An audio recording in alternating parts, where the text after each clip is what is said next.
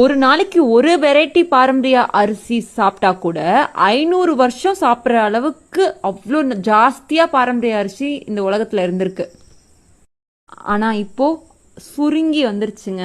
100கணக்கான அரிசி மட்டும் தான் இருக்கு.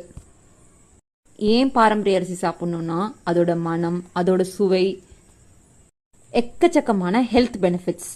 இன்ஸ்டிடியூஷனல் ரைஸஸை கம்பேர் பண்ணும்போது பாரம்பரிய அரிசியில கிளைசமிக் இண்டெக்ஸோட வேல்யூ லோவா இருக்குங்க. ஸோ டயபெட்டிக்ஸ் இருக்கிறவங்க, வெயிட் லாஸ் ஜேர்னியில் இருக்கிறவங்க, அது மாதிரி பிசிஓடி, பிசிஓஎஸ் இந்த மாதிரி இஷ்யூஸில் இருக்கிறவங்க எல்லாருக்குமே பாரம்பரிய அரிசி இன்க்ளூட் பண்ணுறது ஒரு பெட்டரான சாய்ஸ். ஆல்ரெடி இருக்கிற ஹெல்த் இஷ்யூஸை ஹீல் பண்ணுறது மட்டும் இல்லாமல் நம்ம எதிர்ப்பு சக்தியை இம்ப்ரூவ் பண்ணுறதுனால நம்மளோட ஹெல்த் பெட்டராக இருக்குங்க. ஃபைபர் ஜாஸ்தியாக இருக்குது பாரம்பரிய அரிசியில், நியூட்ரியன்ஸ் ரிச்சாக இருக்கிறதுனால ரெகுலராக கன்சியூம் பண்ணும்போது நம்ம எனர்ஜி லெவல்ஸும் நல்லா இம்ப்ரூவ் ஆகும்.